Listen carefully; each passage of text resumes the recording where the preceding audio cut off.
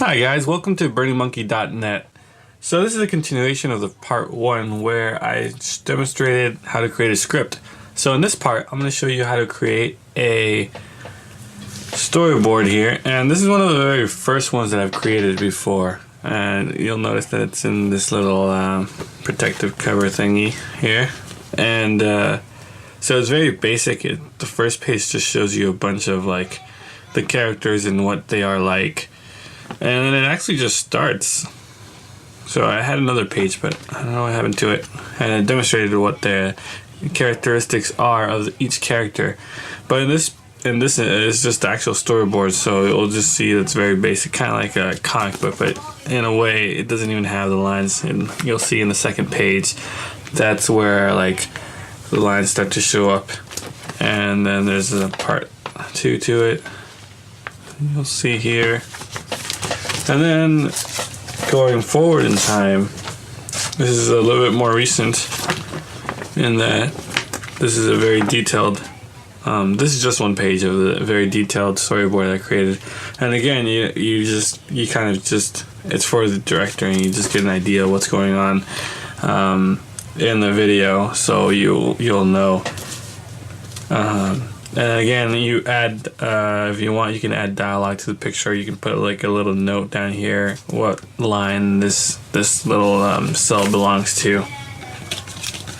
And it's really good to have this. You can scan this in and actually just use this as a reference to the video and create a good representation of what your final product's gonna be. So this is a little bit more recent. I just created this like a couple weeks ago to create the Halloween video, and it's a little bit more detailed, as it has a title and it has the production company and what date it was created. So you also notice that the number of the page is up here, and the reason why it says 2012 is because this idea was from 2012. And I finally got to doing it here. And so another thing that you'll notice is just very basic rough sketches of characters and what's going on in the scene. But the whole point to this is not to have like a clear-cut idea of what it is. It's just to have this reference that you can edit, go back in and go back out to edit and change. And this is why the studios actually do this. They take the time to make a real good idea of the storyboard, and then they actually scan it in, put it in the video, add some sounds, even if it's rough cuts of the actors doing their sounds. But they get an idea of what the image or the shots will be like. And this is just a clean sheet. Sometimes I print extras, and this is one of those. But it's good to have just in case you want to add or make changes. And this is here. It's just a quick intro for Burningmonkey for a video, and it's not yet animated here.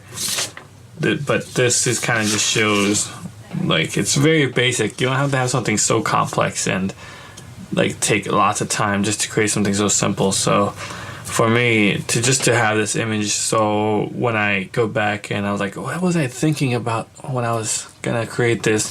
So hopefully this jots your mind when you go back and you look at it. It's like, oh yeah, that's what I was thinking about. So it's good to just have a reference. So now to get to this time's storyboard here, we have the title, one circle, Burningmonkey Productions, very basic, and then the page, in case we have multiple pages, which sometimes does happen, sometimes doesn't, depending on how detailed you want to make your illustration. And depending, like, if you're gonna actually scan this in and make it move, then you would add extra cells so that there's movement and motion in between. And if you're not, then you just make the main cells. So the first part to the script, remember, was, "Hi, my name is Cap. Someday I wish to be a real ball." So for that, the way my method I would do it is I had to create this little ground here, and the ball, or the circle actually, and then just a little speech bubble, and it'll say, "Hi, my name is Cal." And I have terrible handwriting, but it's good because I can read it, and sometimes no one else can, which is a good thing for me, in my opinion. Alright, so I just grabbed my black marker, and here we're gonna go ahead and start drawing this. So the first one, basically I said just draw a little line and a circle, and then the little speech bubble. It's actually gonna say, "Hi, my name is Cal." And then in the second part, the line says, circle notices that that's a sign that says "Do not enter." So for that, it would be just a sign, and you kind of want a shot of the sign, and you want to emphasize the sign and how big it is. But depending on your idea and whatnot, and then just giant circle. So this is kind of a shot of his back.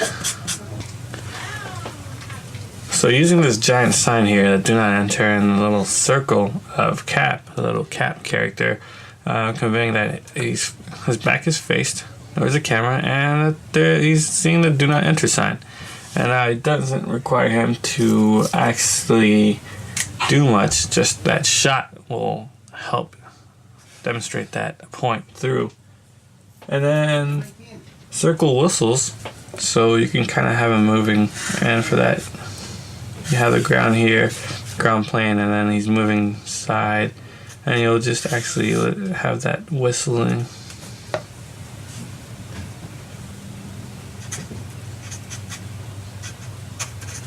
And then another shot where the character is kind of still whistling here.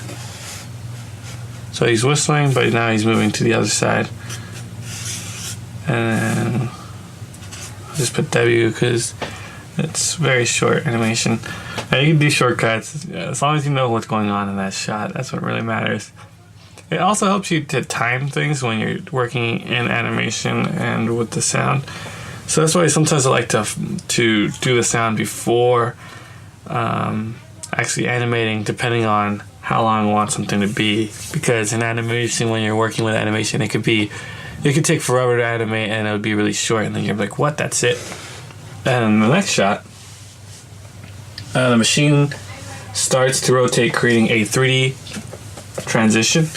So I was just imagining, here's a plane, the ground, and then here's Cap, and then this is just, because it's 2D, he enters this machine, so you can just put the lines that he entered in. This kind of looks like he's going fast, but I'll get the idea when I go down to doing the other. And then the camera shifts, which it says the next thing. So what I was thinking about that is that, so now as he enters, these things start to spin, so you can just kind of draw that in, that this and this start spinning. Now we were going to give this storyboard to someone else to animate. Now that's where you're going to kind of have to explain, and you can make notes up here or down here. Some storyboards actually have like a little box up here, and they like description of what's going on in the shot, which helps describe even more in detail of the kind of things that you're going to require, like props and whatnot, and the budget of the scene. That's how detailed these storyboards can get.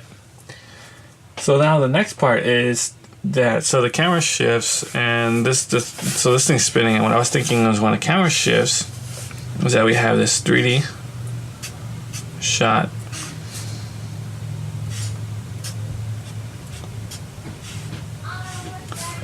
and now the ball is actually 3D.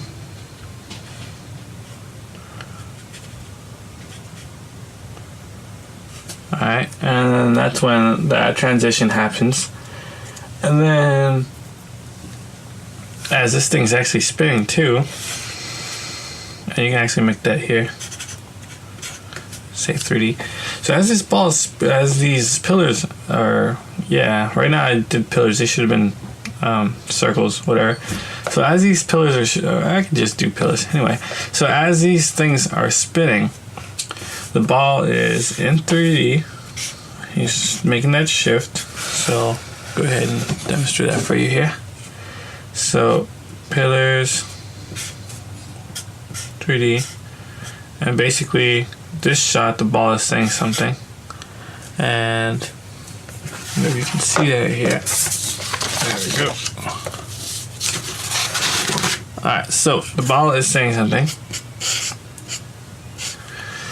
and what the ball is actually saying here is ouch, woo, so hot. So you can actually write that here, or you can make a note to it. You can just say and then so when you go to your script and there's no other line, which I usually do this just to save time, is that when you go to the script you'll find line and you're like, okay, so that one goes there. And because this is so short, like, you don't really have to worry about that as much. So the next part, it says the machine is now 3D, including the circle, so that's already happened. It's not a problem.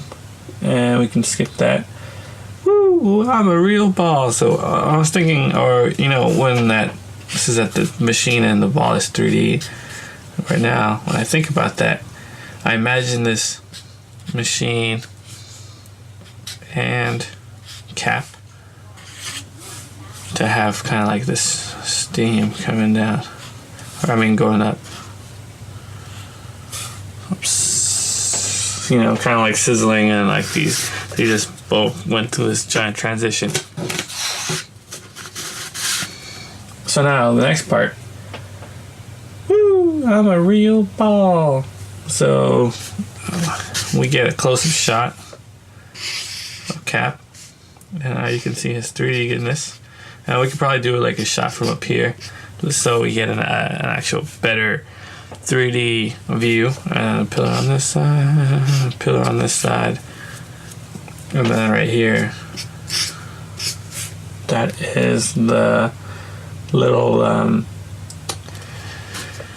speech bubble where you just say, "Woo! I'm a real ball." So woo, and that's pretty much it for that shot there. Now we'll go down to the next shot. And so the next part is the ball bounces and enters a speed changer that increases this circle speed. So we'll do the first part first. So here we have the plane, the ball bouncing and going up over here.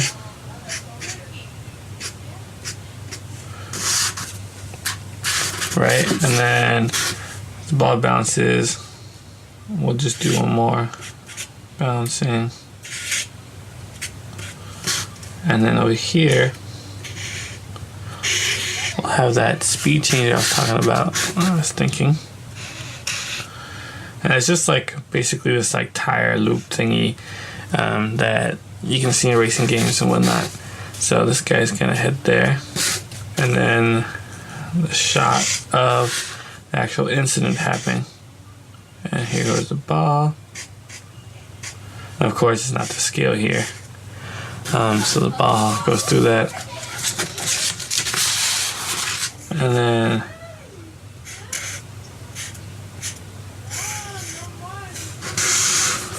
here's the little speed changer. And then here's Cap. And woo! This is him going really fast. And him saying, wee! And the circle hits the brick wall and falls flat on the ground. So it's simple as that. So here, I have a brick wall. And this is 3D.